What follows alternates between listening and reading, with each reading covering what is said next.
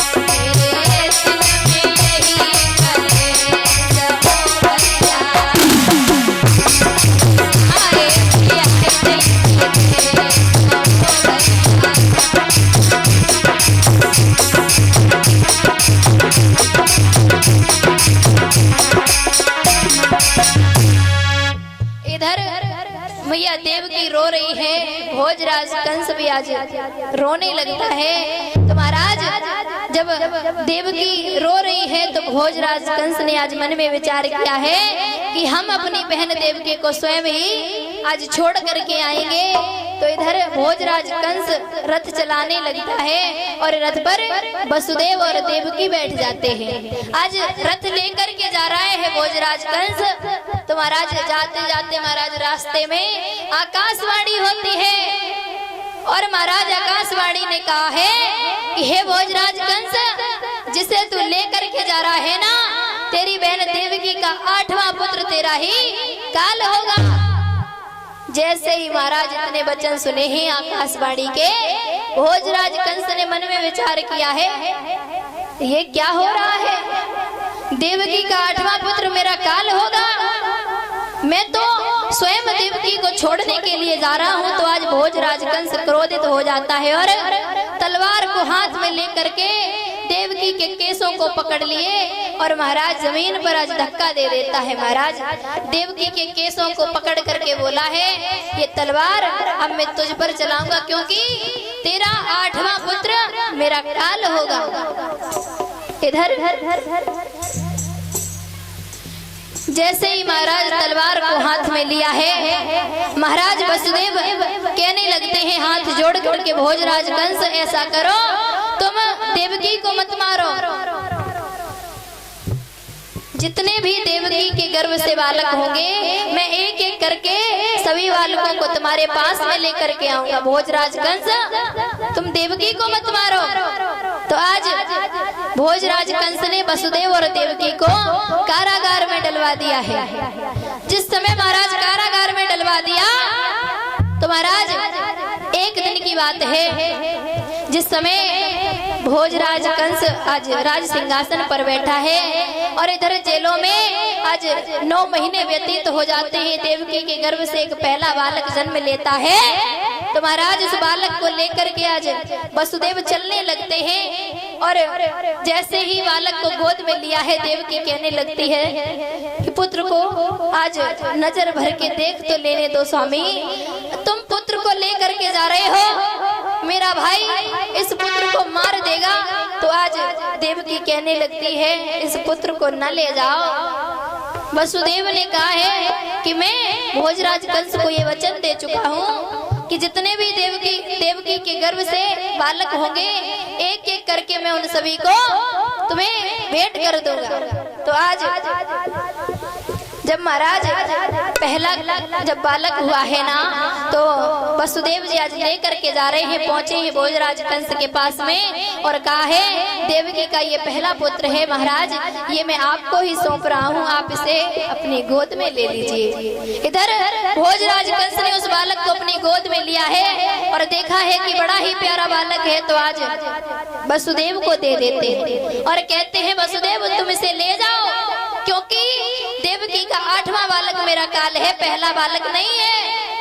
तो महाराज वसुदेव बड़े ही प्रसन्न होते हैं, अपने बालक को लेकर के आते हैं आज कारागार में। मैया ने जैसे ही देखा है अपने बालक को हृदय से लगा लेती है और अपने भैया को दुआएं देने लगती है। कहती है अगर भाई हो तो कंस जैसा हो, मेरे भैया बड़ा ही दयालु है। तो इधर जिस समय महाराज नारद जी ने देखा है, आज नारद जी ने मन में विचार किया कि अगर भोजराज कंस ऐसे ही बच्चों को छोड़ता रहा तो आज भगवान को आने में देरी हो जाएगी। तो मतलब इधर नारद जी चल देते हैं बीड़ा को हाथ में लेकर के और पहुंचे ही मथुरा नगरी में। मथुरा नगरी में जब पहुंचे तो भोजराज कंस के यहाँ पर पहुंचे।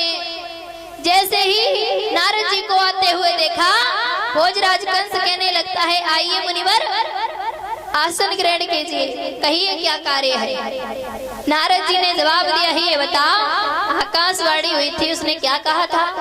भोजराज कंस ने जवाब दिया है आकाशवाणी ने तो कहा था कि देवकी का 8वां बालक जो होगा वो तुम्हारा काल होगा। और इधर नारद जी ने एक फूल उठाया है और कहने लगते हैं ये बताओ पहला बालक तो तुमने लौटा दिया है। बोले हाँ। तो बोले ऐसा करो इस फूल को, इसकी पंखुड़ियों को गिनो। जब महाराज फूल की पंखुड़ियों को गिना है तो आज भोजराज कंस गिनने लगता है 1 2 3 4 5 6 7 8। तो महाराज जब फूल की पंखुड़ियों को गिना है तो फिर भोजराज कंस ने कहा इसमें तो 8 पंखुड़ियां हैं। नारद जी ने जवाब दिया है अब जिस पंखुड़ी पर समाप्त हुई थी उसी से फिर से गिनना प्रारंभ कर दो। फिर से महाराज भोजराज कंस ने आज पंखुड़ियों को गिनना प्रारंभ किया है। फिर से गिना है महाराज 1 2 3 4 5 6 7 8। तो इधर भोजराज कंस कहने लगता है मुनिवर ये बताओ इसमें से पहली पंखुड़ी कौन सी है। अब नारद जी कहने लगते हैं वो तुम जानो हम तो चले। भोजराज कंस ने मन में विचार किया इसका मतलब है 8वां बालक पहला भी हो सकता है और पहला बालक 8वां भी हो सकता है। इसलिए आज भोजराज कंस पहुंच जाता है, क्रोधित होकर के आज कारागार में पहुंच जाता है और देवकी के हाथों से वो बालक को छीन लेता है। देवकी के आंखों के सामने ही महाराज उस बालक को आज एक शिला पर पटक दिया है। बालक के टुकड़े टुकड़े हो जाते हैं। महाराज आज देवकी रोने लगती है, बिलखने लगती है भैया ये तुमने क्या किया। आज रोने लगती है देवकी। भोजराज कंस अपनी कचहरी में आ जाता है। धीरे धीरे महाराज समय व्यतीत हुआ, 1 नहीं 2 नहीं महाराज भोजराज कंस ने देवकी के 6 पुत्रों को मार दिया है। 7वें पुत्र की जब बारी आई है तो भगवान ने योग माया के द्वारा 7वां पुत्र आज रोहिणी के गर्भ में पहुंचा दिया है।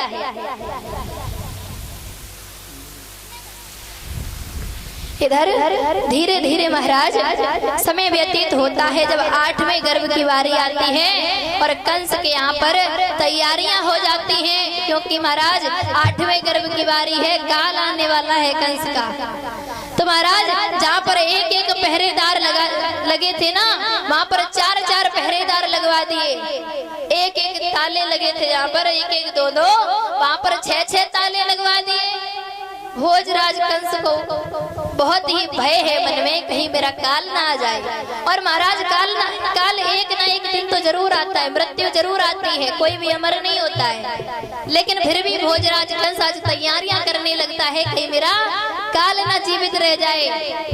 तो महाराज हुआ ऐसा, इधर 8वें गर्भ की बारी है और नगर के सभी लोग और लोगाई महाराज भगवान से प्रार्थना करते हैं, प्रभु अब आप अवतार ले लो। और बोले हैं सभी वक्त तालियों के साथ बोलेंगे, गोपाल सारो दे जइयो,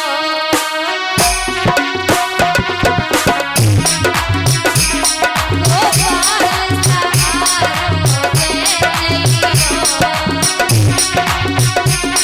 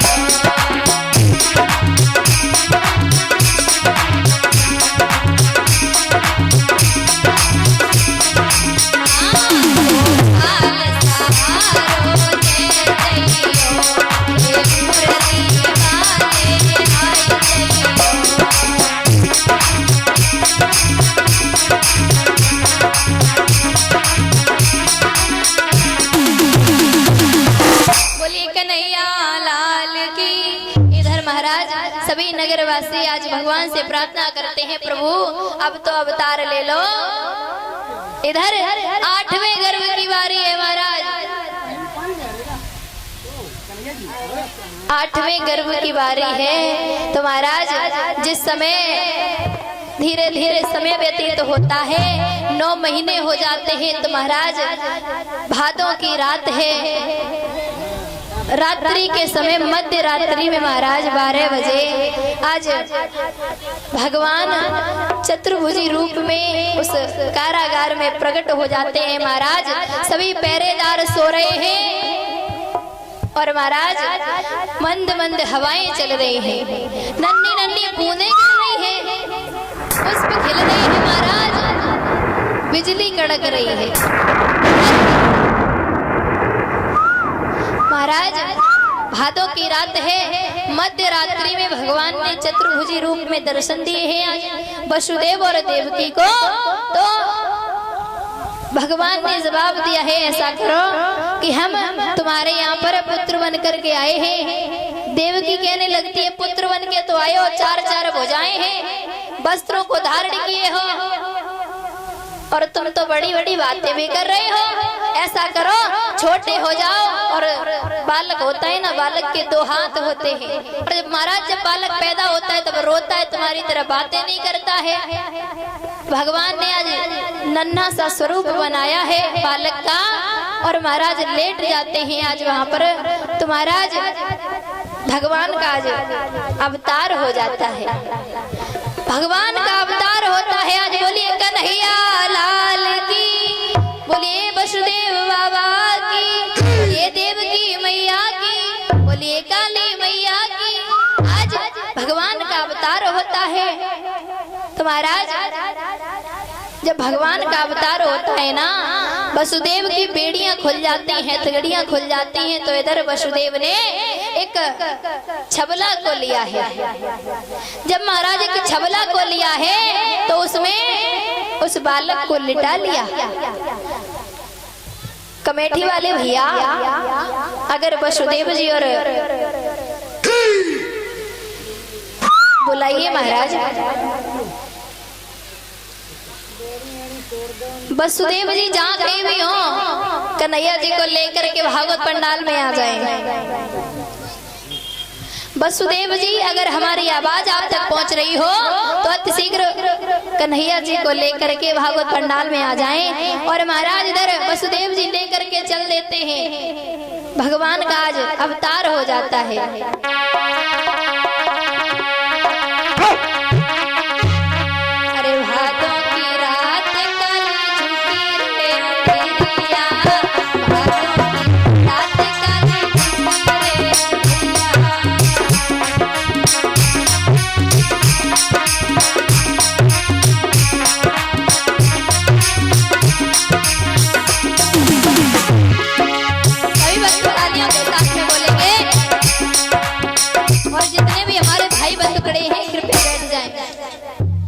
कोई भी हमारे भाई बंधु खड़े ना रहे, कृपया बैठ जाएं। वसुदेव जी सबके पास में जाएंगे, सबको भगवान के दर्शन होंगे, कृपया बैठ जाएं।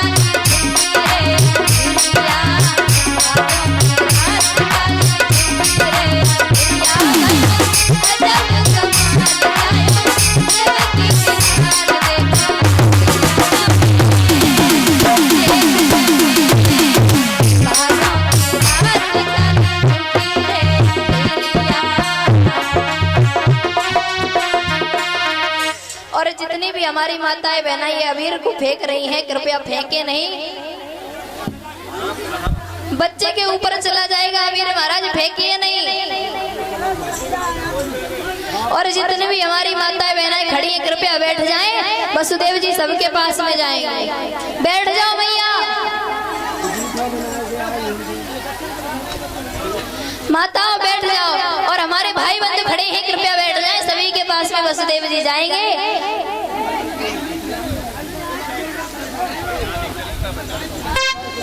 बैठ जाओ माताओं, अभी बधाई भी डलवा देंगे, कृपया बैठ जाओ।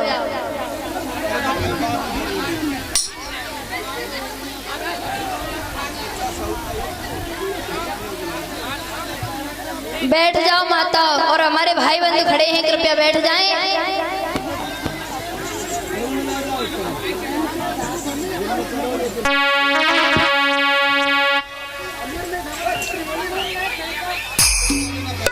माताओं बैठ जाओ। हेलो। और हमारी माता एवं बहनाएं बैठ जाएं कृपया। अबीर को न फेंके, क्योंकि महाराज बालक के ऊपर चला जाएगा। अगर किसी की आंख में चला गया तो महाराज और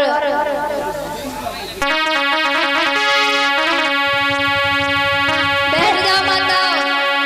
इधर महाराज वसुदेव जी छबला में रख करके भगवान कन्हैया को ले जा रहे हैं और पहुंचे हैं महाराज यमुना नदी के किनारे। महाराज जब यमुना नदी के किनारे पहुंचे हैं तो देखा क्या है कि यमुना जी ऊपर आज आ जाते हैं। माताओं बैठ जाओ, अभी बधाई भी डलवाएंगे।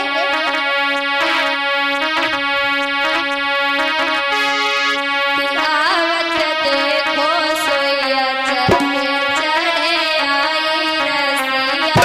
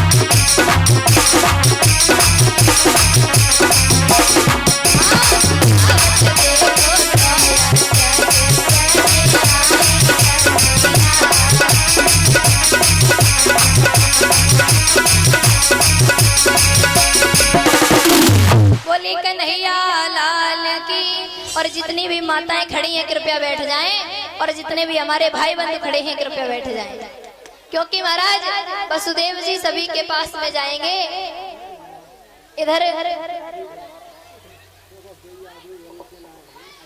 इधर महाराज वसुदेव जी छबला में रख करके आज भगवान कन्हैया को ले जा रहे हैं, और और जब ले जा रहे हैं यमुना नदी के पास में पहुंचे तो महाराज देखा क्या है कि यमुना मैया तो प्रभु के दर्शन पाने के लिए बहुत ही ऊपर आ चुकी हैं। वसुदेव जी ने मन में विचार किया हम डूब जाएंगे। तो आज वसुदेव जी यमुना जी को पार करने लगते हैं। पार करते हैं महाराज तो महाराज भगवान कन्हैया ने अपने पैर को लटका दिया है। और जब पैर को लटकाया है तो यमुना जी ने भगवान कन्हैया के पैर को स्पर्श करके आज यमुना थोड़ी नीचे चली जाती है और वसुदेव जी आज गोकुल के लिए निकल जाते हैं। तो इधर गोकुल में महाराज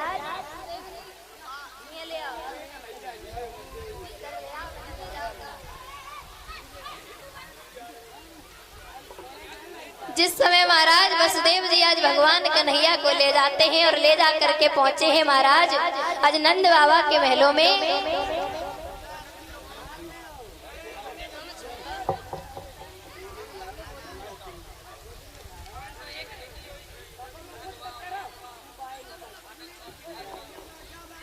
इधर महाराज वसुदेव जी पहुंचे हैं आज नंद बाबा के यहाँ पर और देखा क्या है यशोदा मैया सो रही हैं और उनके पास में एक कन्या लेटी हुई है। तो वहां से उस कन्या को लेकर के और उस बालक को लिटा दिया। उस कन्या को लेकर के आज फिर से मथुरापुरी में पहुंच जाते हैं। और इधर गोकुल में जब पता चलता है महाराज कि नंद बाबा के यहाँ पर लाला हुआ है तब सभी ब्रज की गोपिकाएं आज मैया से बधाई लेने के लिए आई हैं और बोली है मैया सबसे पहले महाराज कन्हैया जी की जो मम्मी है वो मंच के पास में आ जाए और कन्हैया जी की जो मौसी है मौसा है चाचा है भैया है जो कुछ भी लगते हैं महाराज आ जाएं और जितने भी कमेटी वाले भैया हैं सभी लोग आ जाएं।